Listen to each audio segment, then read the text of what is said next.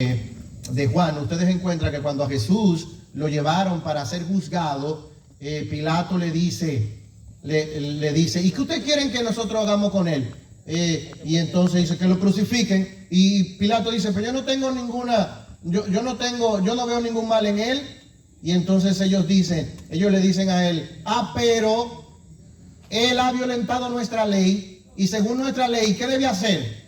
Morir. Y Pilato le dice a los fariseos y a los sacerdotes, júzguenlo de acuerdo a su ley. Y ellos responden, a nosotros no se nos permite dar muerte a nadie. Porque Roma le había dado la autoridad a los judíos de efectuar cualquier tipo de sanción que violentara su ley, pero había quitado el permiso a los judíos de dar muerte. Para ellos poder matar a una persona tenían que tener el permiso ¿de quién? De Roma.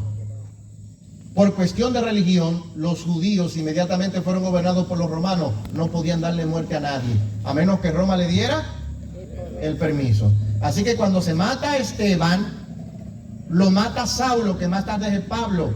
Pero ustedes se recuerdan y ustedes sabrán que Saulo no era simplemente judío, sino que era ciudadano ¿qué? Romano. Así que hasta el año 303, que los cristianos son perseguidos por Roma, por su mismo pueblo y Roma, el que mata a los cristianos es Roma. Pero ¿qué pasó? En el 538 comenzó lo que se llama la hegemonía papal, que fue el momento cuando Roma, ya cristianizada, ¿verdad?, tiene el poder no solamente de la política, sino también tiene el poder de lo que es religioso, ¿sí? Entonces Roma se convierte en Roma cristiana. Desde el 538 hasta el 1798, Roma persiguió a los cristianos declarándolos herejes. Y estableció un sistema de juicio al que le llamaban la Santa Inquisición, de la cual no tenía ni la S de santa. ¿Cuáles eran los métodos utilizados por la Inquisición en los tiempos de la Iglesia romana? Uno de ellos más apetecibles era quemar a las personas vivas. Porque eran ¿qué? Herejes.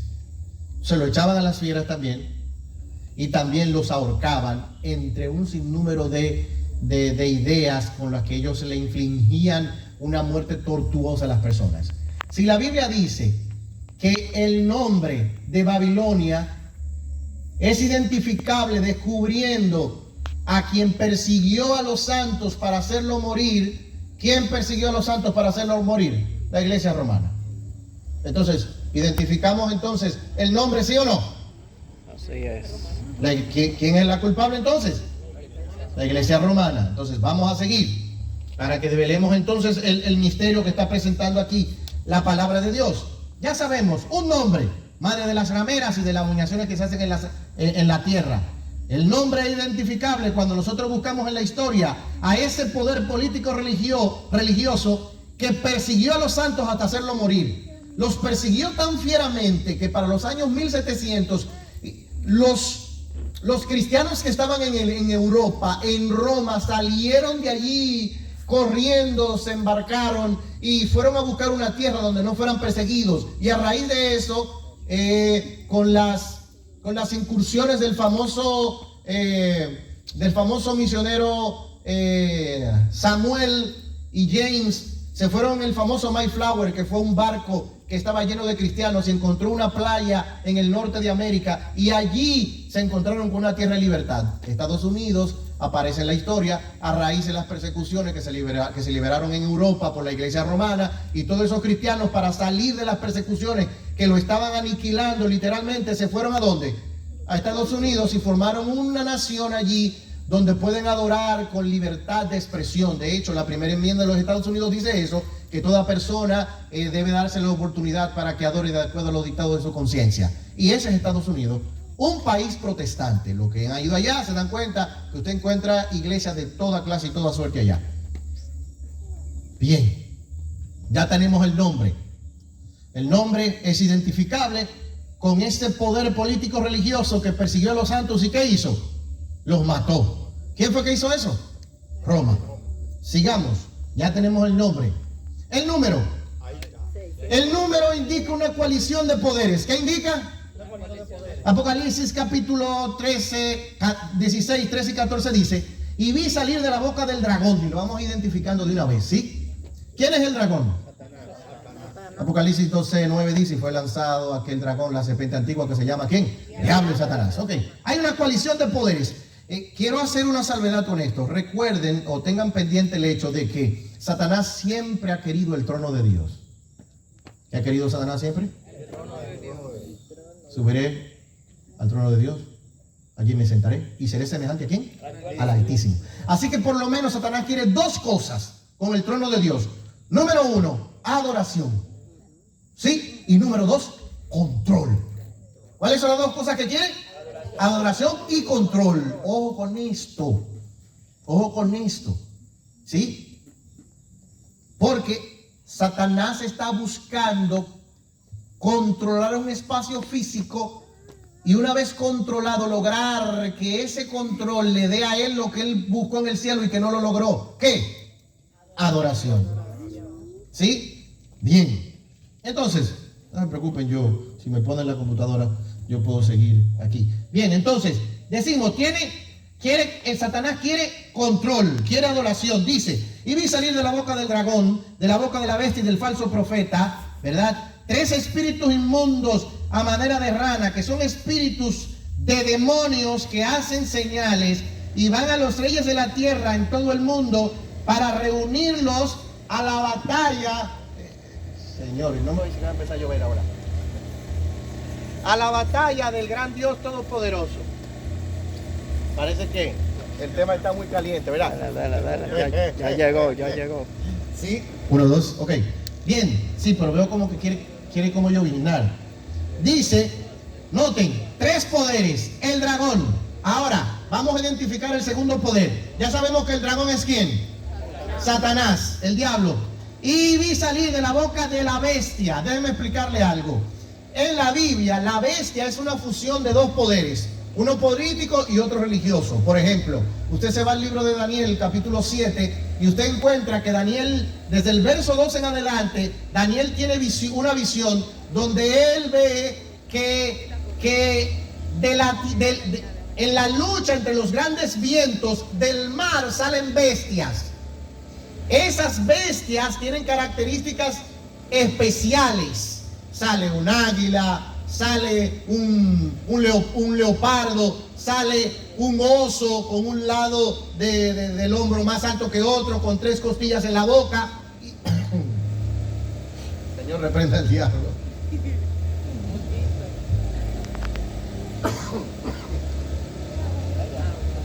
Perdón. Y sale luego una bestia espantosa y terrible que tiene los dientes de hierro. La característica principal de esta bestia está en los dientes de hierro, porque a Roma se le identifica como el imperio del hierro. ¿Sí? Entonces, cuando el poder político y religioso se fusiona, a eso la Biblia le llama bestia. Les pongo el ejemplo. El águila representa a Babilonia. Babilonia fusionó el poder político y religioso, ¿sí o no? Sí, claro, porque Nabucodonosor se quiso él hacer pasar por Dios. Construyó una estatua y dijo: adoren esa estatua. ¿Quién es el único que merece adoración? Dios. Entonces, después de Nabucodonosor, nosotros encontramos a los medos y persas. Por lo menos con uno de los reyes persas, en el tiempo de Darío, ¿verdad? Se emitió un edicto en el cual durante 3 días no se le orara a ningún dios, sino ¿a quién? Al rey. Entonces, ¿encontramos el poder político religioso también en los medos persas?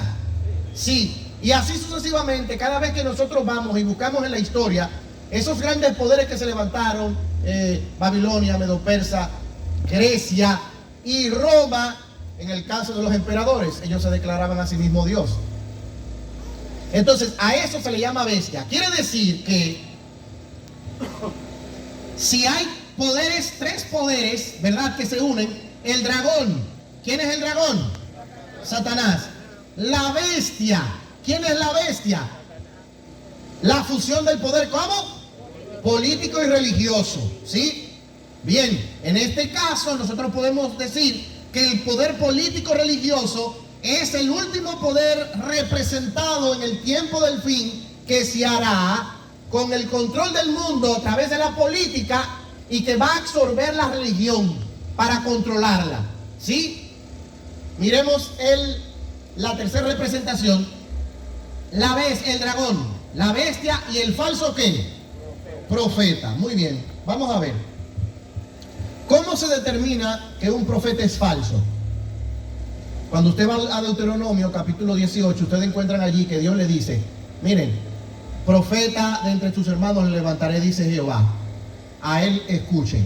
Y será que cuando el profeta profetice y se cumpliere lo que él dice, su profecía es como verdadera y el profeta es como real también. Entonces, ¿cómo nosotros podemos identificar que el profeta es falso? Cuando él lo que dice no se cumple y cuando él habla algo que va fuera de la palabra de Dios. Isaías 8:20 dice, a la ley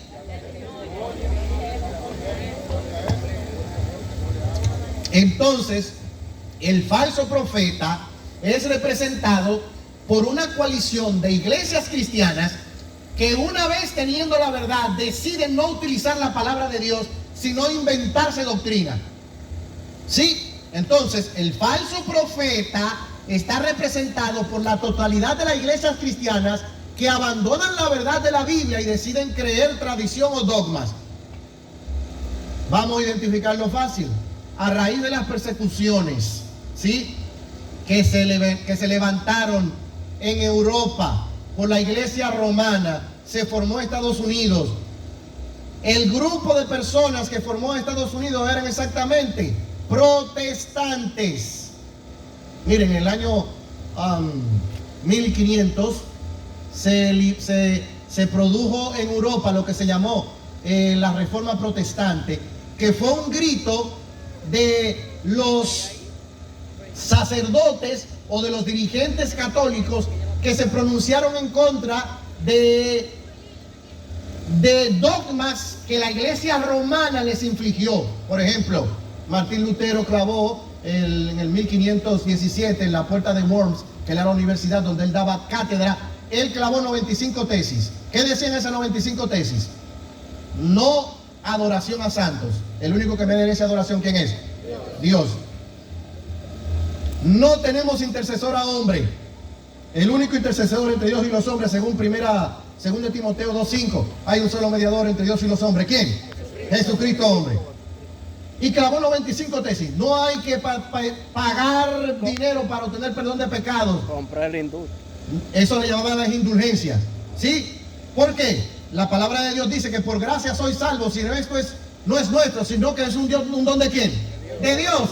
Entonces, cuando las iglesias protestantes comenzaron a protestar, de ahí viene su nombre, contra la iglesia romana, salieron corriendo y formaron Estados Unidos. Estados Unidos es la representación de las iglesias protestantes del mundo. ¿Sí? Entonces, el falso profeta son las iglesias protestantes que abandonan la verdad de la Biblia.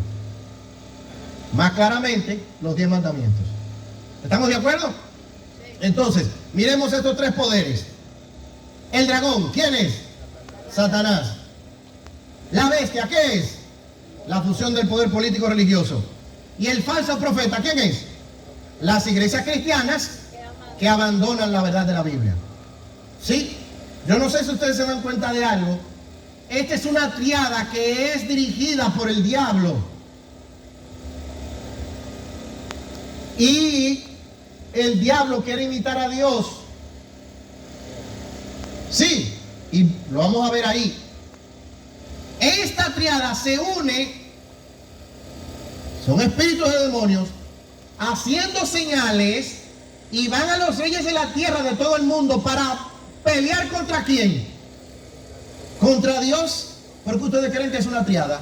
Porque Dios es Padre, Hijo y Espíritu Santo. Y así como Dios tiene una Trinidad, el diablo alma una. ¿Se dan cuenta? Esa triada que hace el diablo con el poder político religioso, con las iglesias protestantes que abandonan la verdad de la Biblia y se van a adorar en el día del sol en vez de adorar en el día del Señor, se alían a Satanás para hacer la última batalla, que es contra quién. Quiere decir que cuando yo rechazo el sábado y acepto el domingo, estoy uniéndome a esta triada. ¿Estamos claros? Claro. Sigamos avanzando para que ustedes vean algo con respecto al número.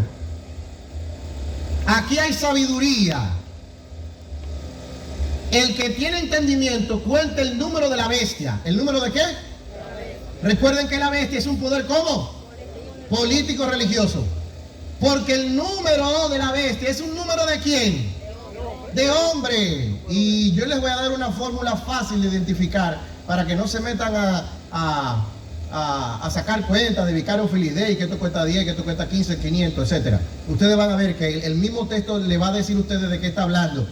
Aquí hay sabiduría. El que tiene entendimiento cuenta el número de la bestia. Lo primero que debemos identificar es que la bestia es un poder político, o sea que es un poder humano que tiene características religiosas. En la religión entra lo que es la espiritualidad, ¿sí? Esa espiritualidad de este poder llamado bestia no viene del cielo. ¿De dónde viene? No, del diablo, que es el que le da, el dragón es el que le da el poder a la bestia. Entonces, noten, dice que porque es un número de hombre y el número de la bestia es el 666. La Biblia te lo explica claro y te dice que el número de la bestia es un número ¿de quién? De hombre. Eso no está de más ahí. Por algo explica que es un número de hombre. ¿Qué día fue creado el hombre? El día 6. Por eso es que el número de la bestia es un número ¿de qué? De hombre. Ahora, ¿por qué el 6 se repite 3 veces? Ustedes se están imaginando ya por qué, ¿verdad? El 6 en la Biblia es un número de hombre porque el mismo hombre fue creado ¿qué día? Y el número 3 en la Biblia hace alusión ¿a quién? A la Trinidad, que es ¿qué? Padre, Hijo y Espíritu Santo. Eso se hace entender fácilmente porque recuerden que este último poder está siendo dominado por Satanás y Satanás quiere dos cosas: control y adoración.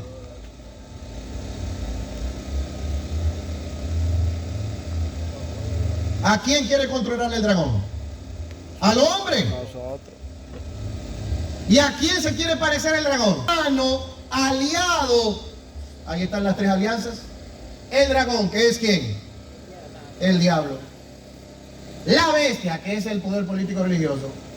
Y el falso profeta, que son las iglesias cristianas que abandonan la verdad de la Biblia y se unen a esta triada para armar un último gobierno que tiene el objetivo de pelear ¿contra quién? Contra Dios. ¿Están entendiendo? ¿Está claro, sí o no? ¿O dicen más claro de ahí? No canta un gallo. Noten. Este poder, esta triada es el dragón, la bestia y el falso profeta. Ya le expliqué eso. Ahora noten lo siguiente. La Biblia dice que ninguno pudiera comprar ni vender sino el que tuviese la marca o el nombre de la bestia o su número. Esta declaración apocalíptica encierra una verdad poco entendida, ya que la misma sigue la secuencia de la triple alianza presentada en Apocalipsis, el dragón, la bestia y el falso profeta. Sí, cabe destacar que en la coalición de los poderes que gobiernan la tierra, al final existe una forma para identificarse con este sistema que pretende hacerle guerra a Dios. Y yo lo voy a dejar aquí, este último concepto, porque ya nos dieron la novia algo. Oigan, nosotros a veces hemos visto la profecía.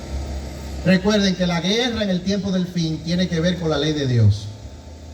¿Con qué tiene que ver la guerra en el tiempo del fin? Los poderes coaligados o la última triada que va a pelear en el tiempo del fin, ¿a quién le hace guerra? A Dios. ¿Sí? Para pertenecer a esta triada no necesariamente hay que tener todas las características. Con una sola que usted tenga, ya usted es de la triada. ¿Sí? Me explico. La marca, ¿qué es? El domingo, sin lugar a duda. El nombre, Es el sistema papal. Y el número es el 666. ¿Qué yo le quiero decir con esto? Hay una verdad,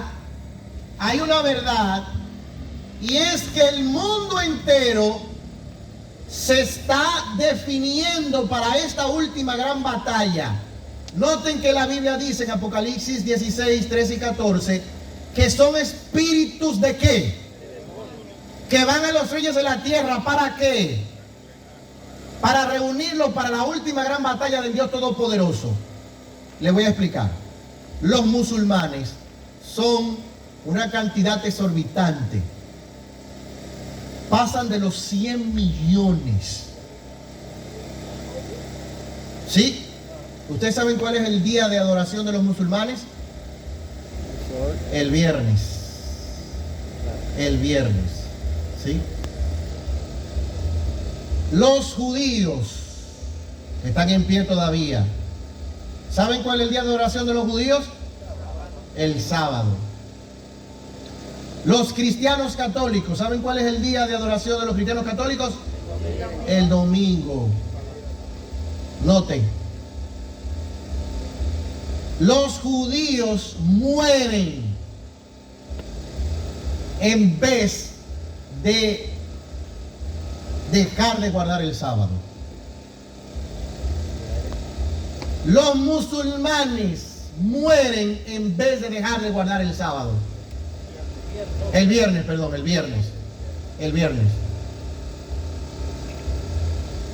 No necesariamente los cristianos, porque somos un poco más light, ¿verdad?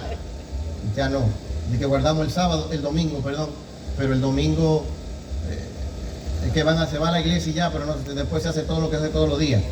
Ahora, hay una iglesia, que la iglesia adventista del séptimo día, que mantiene en alto la verdad del sábado, porque sabe que es el sello de ¿quién? De Dios.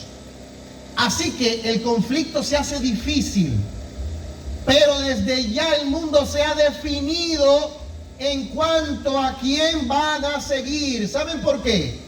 Miren esta cita. Conflicto de los siglos, la página 645, dice: merced a los dos errores capitales, el de la inmortalidad del alma, ¿la inmortalidad de qué? Y el de la santidad del domingo, Satanás prenderá a los hombres en sus redes, mientras que aquel forma la base del espiritismo, este crea un lazo de simpatía con Roma. Vamos a ver si el mundo está definido o no. ¿El sello de Dios cuál es? ¿Y el sello de la bestia cuál es? Bien. Entonces, ¿los judíos están identificados con el sello de Dios, sí o no? Sí. Entonces ellos están metidos en la tómbola de los que adoran a Dios y le siguen por donde quiera que va. Ahora, ¿dónde ponemos a los musulmanes que guardan el viernes? En la de Roma. Déjeme darle la clave. Aquí dice: merced a los dos errores capitales. Uno es la inmortalidad de ¿qué? Del alma. Y el otro la santidad de quién. Por lo menos en uno de los dos puntos el mundo ya está identificado. Los musulmanes creen en la inmortalidad del alma, ¿sí o no? Sí. Los judíos creen en la inmortalidad del alma, ¿sí o no? Sí. Los cristianos creen en la inmortalidad del alma, también. A veces nosotros nos hemos concentrado en el conflicto del tiempo del fin, entendiendo o esperando que todo el mundo se vaya a adorar en el sábado o se vaya a adorar en domingo. No, ya el mundo se definió. ¿Con qué? Con el espiritismo. ¿Con qué se definió? Con el espiritismo ya se definió. Así que, ¿ustedes saben por qué Jesús no ha aparecido en la nube de los cielos? ¿Ustedes saben por qué? Porque Él tiene mucho pueblo que está llamando y está esperando que llegue a la verdad para que se conforme el número de los salvados. Estamos viviendo en el tiempo del fin y Dios está haciendo esfuerzos decididos para que usted y yo tomemos la decisión definitiva de estar del parte del grupo que ha de ser elevado de la tierra para vivir con Dios por la eternidad. Amén. Solo de dos grupos: los que guardan los mandamientos de Dios y tienen la fe de Jesús, y los que adoran a la bestia. ¿Y a quién? Y a su imagen. Y esa imagen de la bestia tiene como recurso el espiritismo. ¿Qué tiene como recurso? Yo pregunto en esta noche, ¿con cuál bando tú te identificas? Que Dios nos ayude. Que Dios nos ayude a que nosotros podamos entender y ver en el cumplimiento de las profecías el pronto regreso de Cristo Jesús. La gente se está dejando engañar por el mundo espiritual. La gente anda buscando respuestas a sus incógnitas en el horóscopo, en los que bregan con las cartas, en los astros, y la gente ha confiado en eso. Automáticamente las personas se inclinan a eso, a buscar mediante el espiritismo. La verdad, lamentablemente, está siendo entrampada por el enemigo. Pero ¿saben qué? La palabra de Dios dice, Romanos capítulo 11, versículo 13, y esto, conociendo el tiempo, que ya es hora de ¿qué cosa? De levantarnos del sueño, porque nuestra redención está más cerca que cuando creíamos. ¿Cuántos se ponen de pie y le dicen al Señor en esta noche: Señor, yo quiero que tú me ayudes a entender que estamos en el tiempo del fin y que nosotros tenemos que buscar la manera de no dejarnos engañar por Satanás? Libertad para conocer la verdad. Pronto llegará el momento en el que no tendremos más libertad para predicar la palabra de verdad. Pero ¿saben qué? Todos aquellos que hayan recibido el amor de la verdad en sus corazones y decidan permanecer firmes y fieles aunque se desplomen los cielos y la tierra, escuchará las palabras del Señor que le dirán aquel día: bien hecho, siervo fiel, sobre poco has sido fiel, sobre mucho te pondré, entra en el gozo de tu Señor. ¿Cuántos quieren escuchar la voz del Señor diciéndole eso? Padre, hemos estado aquí durante varios días presentando tu palabra.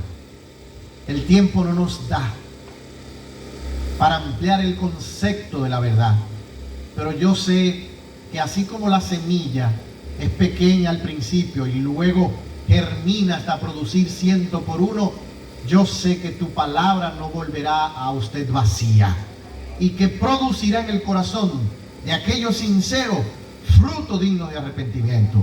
A nosotros que ya pertenecemos a tu pueblo, ayúdanos a estar firmes y fieles aunque se desplomen los cielos y la tierra, porque sabemos que un poquito más y el que ha de venir vendrá y no tardará. Despídenos, Señor, de aquí, pero jamás de tu presencia, en el nombre de Jesús. Amén. Amén. Que Dios les bendiga.